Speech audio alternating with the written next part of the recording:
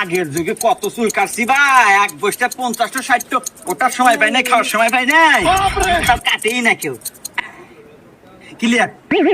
এই যে দেখো এবা, তুমি তো ভালো চুল কেটে দাও, এখন না এখন তো দেওয়া যাচ্ছে আমার। এবা তাহলে এত দায়িত্ব কেটে দাও। আচ্ছা দিতেছি, সব ব্যবস্থা আছে আমার কাছে।